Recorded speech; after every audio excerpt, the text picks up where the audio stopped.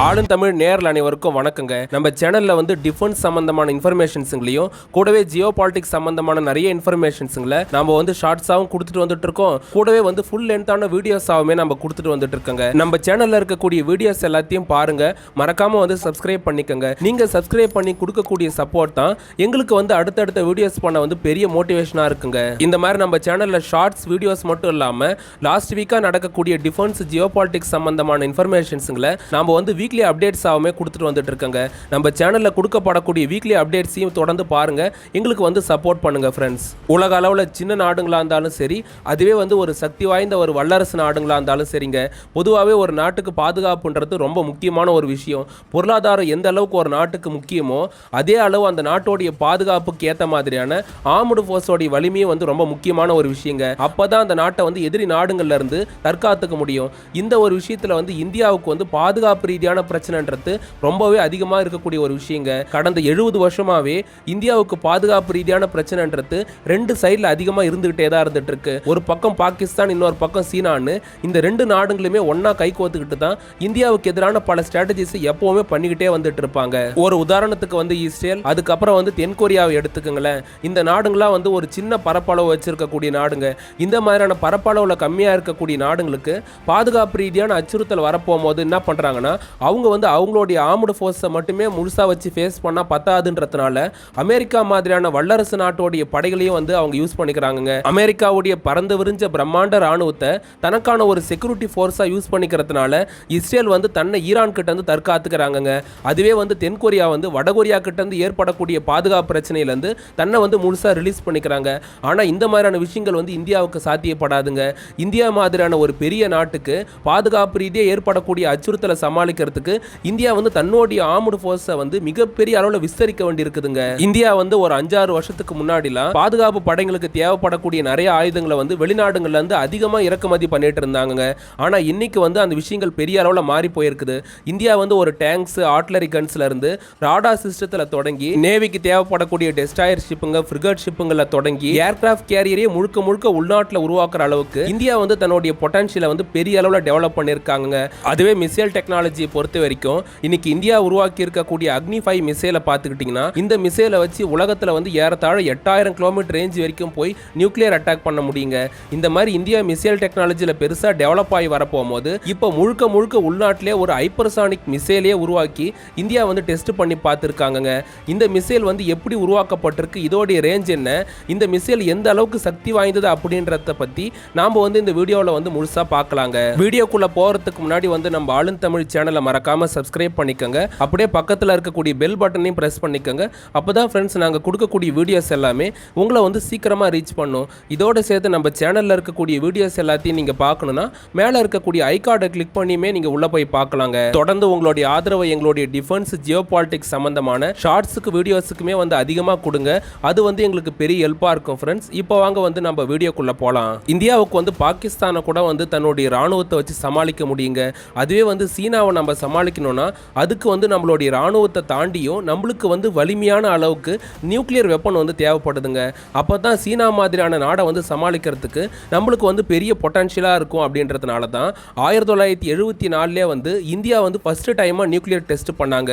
இந்த நியூக்ளியர் டெஸ்ட்டுக்கு அப்புறமே இந்திய பாதுகாப்புத்துறை வந்து அடுத்தபடியாக 1980களிலே நியூக்ளியர் வெப்பன்ஸை சுமந்து போகிறதுக்கு ஏதுவான மிசைல்ஸை வந்து நம்ம உருவாக்கணும். அதுதான் நம்ம நாட்டோடைய பாதுகாப்பு வந்து மற்ற நாடுகளுக்கு இணைய பெரிய அளவில் டெவலப் பண்ணும் அப்படின்றத புரிஞ்சுக்கிட்டாங்க.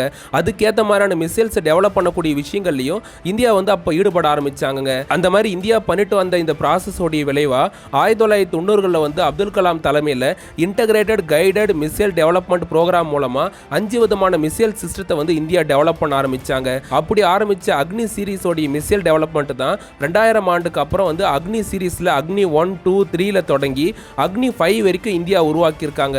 இப்போ கூட ரீசெண்டாக இந்த 2024 தான் அக்னி 5 மிசைலில் வந்து மல்டிபிள் வார்ஹெட்ஸாக பிரிஞ்சு தாக்குதல் நடத்தக்கூடிய MIRV டெக்னாலஜியை வந்து இந்தியா வெற்றிகரமாக டெஸ்ட் பண்ணாங்க. இந்தியாவுடைய DRDO பண்ணியிருக்கக்கூடிய இந்த டெஸ்ட்ன்றது அமெரிக்கா, ரஷ்யாவுக்கு இணையான ஒரு நியூக்ளியர் அட்டாக் கெப்பாசிட்டியை வந்து இந்தியாவுக்கு உருவாக்கி கொடுத்துருக்குங்க. இப்படி இன்டர்கான்டினென்டல் பெலஸ்டிக் மிசைல் டெக்னாலஜியில் இந்தியா வந்து ஒரு உச்சக்கட்ட வளர்ச்சியை அடைஞ்சிருக்கக்கூடிய இதே வேளையில் இப்போ கடந்த நவம்பர் 16, 2024 அன்னைக்கு ஒடிசாவுடைய அப்துல் கலாம் தீவில் வச்சு உலகத்திலே அதிபயங்கர மிசைல் மிசைல் டெக்னாலஜி அப்படின்லாம் பேசப்படக்கூடிய ஹைப்பர்சானிக் மிசைலை வந்து முழுக்க முழுக்க உள்நாட்டிலே உருவாக்கி அன்னைக்கு வந்து சாயந்தரமாக இந்தியா டெஸ்ட் பண்ணி பார்த்துருக்காங்கங்க. இந்தியா பண்ணியிருக்கக்கூடிய இந்த ஹைப்பர்சானிக் மிசைல் டெஸ்ட்ன்றது அமெரிக்கா வந்து ஒரு ஆச்சரியமாக பார்க்க வச்சிருக்கு அப்படின்னே சொல்லலாம். அதுவே பாகிஸ்தான் சீனாவை எடுத்துக்கிட்டா இந்தியா வந்து ஹைப்பர்சானிக் மிசைலே டெஸ்ட் பண்ணி பார்த்துட்டாங்களே, இது வந்து நம்மளுக்கு பெரிய அச்சுறுத்தலாக இருக்கும் அப்படின்ற மாதிரி தாங்க அவங்க யோசிக்கிறாங்க. இந்தியா கிட்ட தான் வந்து ஆல்ரெடி நியூக்ளியர் அட்டாக் பண்ணக்கூடிய கெப்பாசிட்டியோட இருக்கக்கூடிய அக்னி 5 ஐசிபிஎம்லாம் இருக்குது. அப்புறம் ஏன் இவன் வந்து இந்த ஹைப்பர்சானிக் மிசைலை வந்து பெரிய அளவில் பில்டப் பண்ணி சொல்றானே அப்படின்ற மாதிரிலாம் உங்களுக்கு தோணலாங்க.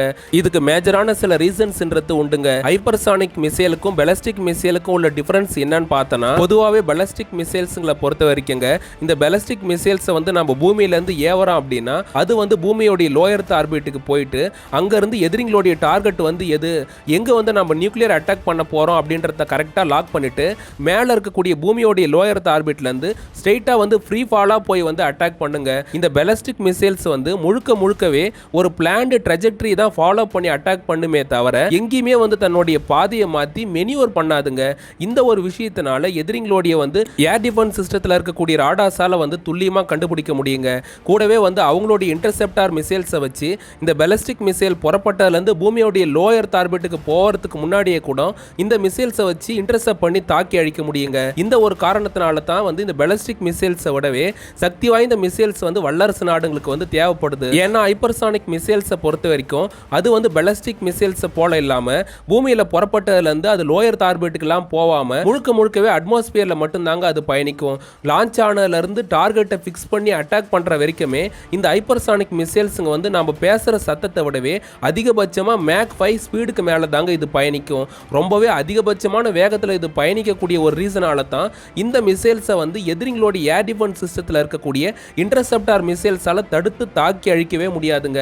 இப்போதைக்கு உலகத்தில் இருக்கக்கூடிய அமெரிக்காவுடைய பேட்ரியாட், ரஷ்யாவுடைய S-400, அதுக்கப்புறம் வந்து இஸ்ரேலோடைய அயன் டோம், டேவிட் ஸ்லிங் மாதிரியான எந்த ஒரு ஏர் டிஃபென்ஸ் சிஸ்டத்தாலையும் ஹைப்பர்சானிக் மிசைலை தடுத்து அழிக்க முடியாதுன்றது தான் இப்போதைக்கு உலகத்தில் இருக்கக்கூடிய யதார்த்தமான உண்மை. இப்போதைக்கு உலகத்தில் வந்து ஹைப்பர்சானிக் மிசைல்ஸுங்களை தன்னுடைய ராணுவத்தில் வச்சு பயன்படுத்தக்கூடிய நாடுங்க வந்து நிறைய இல்லைங்க. ரொம்ப கம்மியான நாடுங்க தான் இருந்துட்டு இருக்காங்க. குறிப்பாக ரஷ்யா மட்டும்தான் இதில் தன்னுடைய ராணுவத்தில் பெரிய அளவில் ஹைப்பர்சானிக் மிசைல்ஸுங்களை வந்து வச்சிருக்காங்க. அவங்க கிட்ட ஜிர்கான், அதுக்கப்புறம் ஐகேந்தர் மாதிரியான சக்தி வாய்ந்த ஹைப்பர்சானிக் மிசைல்ஸுங்க வந்து இருந்துட்டு இருக்குங்க.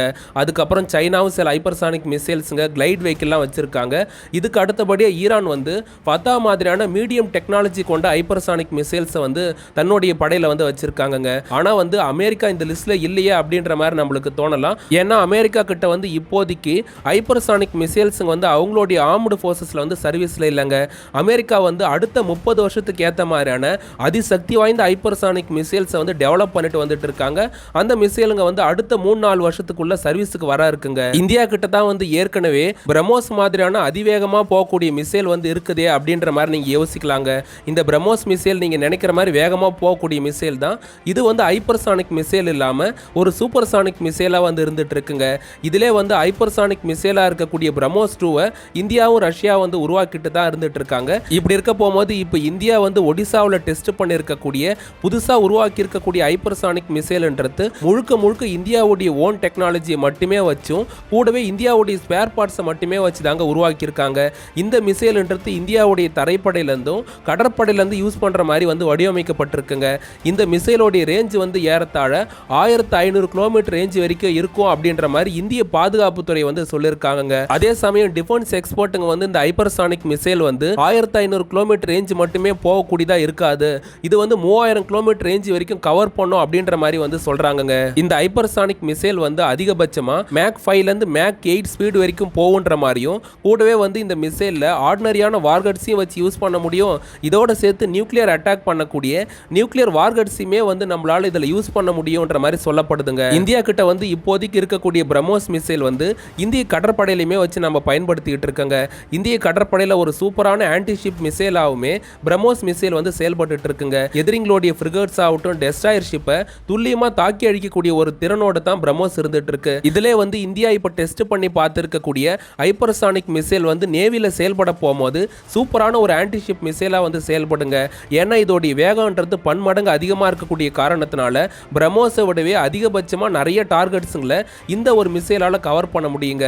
குறிப்பாக டெஸ்ட்ராயர் ஃப்ரிகேட்ஸ் மட்டும் இல்லாமல் இந்த மிசைலால எதிரிங்களோட ஏர்கிராஃப்ட் கேரியரே வந்து தாக்கி அழிக்க முடியுங்க. இந்தியாவுக்கு வந்து பாதுகாப்பு ரீதியா பெரிய அச்சுறுத்தலை கொடுத்துட்டு இருக்கக்கூடிய சீனா வந்து இந்தியன் ஓஷன் ரீஜன்ல அவங்களுடைய ஆதிக்கத்தை வந்து பன்மடங்கு அதிகமாக்கணும்னு நினைக்கிறாங்க. எதிர்வர காலத்துல அவங்களுடைய ஏர்கிராஃப்ட் கேரியரா இருக்கக்கூடிய லியனாங், ஷாண்டாங், அதுக்கப்புறம் ஃபியூஜியான் மாதிரியான ஏர்கிராஃப்ட் கேரியரையும் எதிர்காலத்துல நியூக்ளியர் பவரை கொண்ட நியூக்ளியர் ஏர்கிராஃப்ட் கேரியருமே வந்து கொண்டு வரலாம் அப்படின்ற மாதிரி யோசிக்கிறாங்க.